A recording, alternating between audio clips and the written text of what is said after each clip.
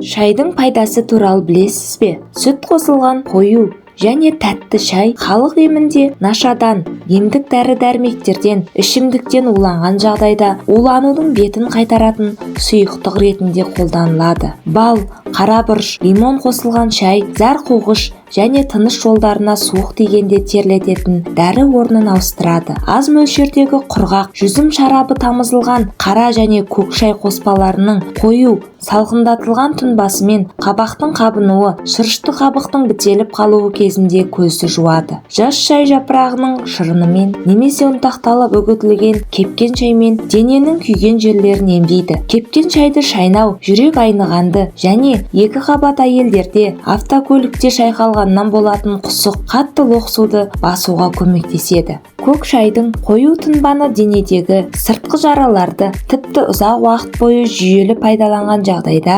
асқазан мен ащы ішек жараларын жазады. Көк шай тұнбасы қан қысымын түсіреді. Ал сіз шайдың қандай пайдасын білесіз? Және де каналға тіркеліп қызықты және маңызды ақпараттар алуды ұмытпаңыз.